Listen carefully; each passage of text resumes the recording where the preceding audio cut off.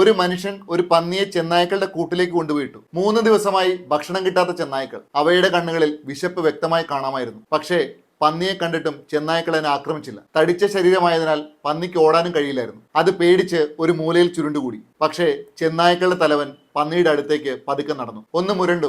പിന്നെ തന്റെ കൂട്ടത്തെയും കൂട്ടി അവിടെ നിന്ന് നടന്നുപോയി. അത് കണ്ട പന്നി വിചാരിച്ചു, ചെന്നായ്ക്കൾക്ക് എന്നെ പേടിയാണ്. കുറച്ച് ദിവസങ്ങൾ കഴിഞ്ഞപ്പോൾ പന്നിയുടെ പേടി മാറി. അത് കൂട്ടിനുള്ളിൽ സ്വതന്ത്രമായി നടക്കാൻ തുടങ്ങി. അവിടെ ഭക്ഷണമുണ്ടായിരുന്നു.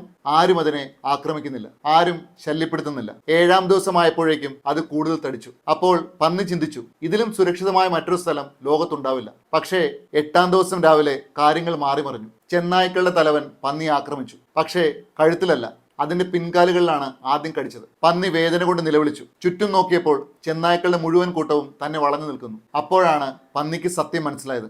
കഴിഞ്ഞ 7 ദിവസവും അത് സ്വതന്ത്രമായിരുന്നില്ല. അവസാനത്തെ ദിവസത്തിനായി അത് കൂടുതൽ തടിപ്പിക്കപ്പെടുകയായിരുന്നു. ഇപ്പോൾ ഒന്ന് ചിന്തിച്ചു നോക്കൂ, നമ്മുടെ ജീവിതത്തിലും ഇങ്ങനെ ഒരു കാര്യം സംഭവിക്കുന്നുണ്ടോ? നമ്മളിൽ പലരും ഒരു ജോലിയിൽ തുടരുന്നത് ആ ജോലി നമ്മൾ ഒരുപാട് ഇഷ്ടപ്പെടുന്നത് കൊണ്ടല്ല, പകരം ഇനി വേറെ എന്ത് ചെയ്യാനാണ് എന്ന ചിന്ത കൊണ്ടാണ്. 35 വയസ്സാകുമ്പോഴേക്കും ജീവിതത്തിൽ ഒരുപാട് ഉത്തരവാദിത്തങ്ങൾ വന്നിട്ടുണ്ടാവും. ഒരു ഭവന വായ്പ, കുട്ടികളുടെ പഠനം, കുടുംബത്തിന്റെ ചെലവുകൾ, EMI, മാസത്തിലെ മറ്റു ഉത്തരവാദിത്തങ്ങൾ.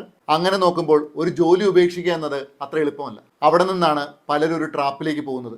ആദ്യം അവർ പറയുന്നത്, കുറച്ച് വർഷം കൂടി ഇവിടെ ജോലി ചെയ്യാം, പിന്നെ കുട്ടികൾ കുറച്ചുകൂടി വലുതാകട്ടെ, ലോൺ ഒന്ന് തീരട്ടെ, കുറച്ച് സേവിങ്സ് ഉണ്ടാക്കിയിട്ട് നോക്കാം. അങ്ങനെ വർഷങ്ങൾ കടന്നുപോകും. ഒരു ഘട്ടത്തിൽ നമ്മൾ ആ ജീവിതത്തോട് തന്നെ ശീലിച്ചു പോകും. ഇഷ്ടമില്ലാത്ത ജോലിയാണെങ്കിലും അവിടെ ഒരു സെക്യൂരിറ്റി ഉണ്ട്, പരിചിതമായ ഒരു ജീവിതമാണ്. അതിനാൽ നമ്മൾ അതിനെ സുരക്ഷിതമായ ജീവിതമെന്ന് വിളിക്കാൻ തുടങ്ങും. പക്ഷെ ചിലപ്പോൾ അത് സുരക്ഷിതത്വമല്ല, അത് നമ്മുടെ ഭയത്തിന് നമ്മൾ നൽകുന്ന മറ്റൊരു പേരായിരിക്കും. ഇതാണ് പലരും അനുഭവിക്കുന്ന മിഡ് ലൈഫ് ക്രൈസിസ് എന്ന അവസ്ഥയുടെ ഒരു ഭാഗം. 40 വയസ്സിനടുത്തെത്തുമ്പോൾ ഞാൻ ശരിക്കും ആഗ്രഹിച്ച ജീവിതമാണോ ജീവിക്കുന്നത് എന്നൊരു ചോദ്യം മനസ്സിൽ വരാൻ തുടങ്ങും. ഇത്രയും വർഷം ഞാൻ എന്താണ് ചെയ്തത്?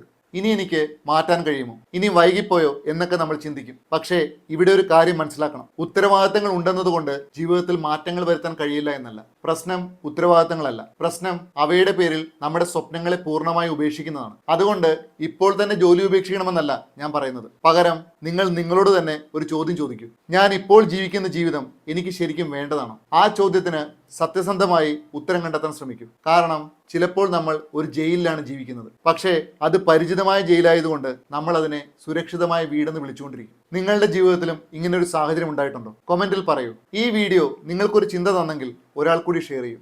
എല്ലാവർക്കും ശുഭദിനം. Thank you so much.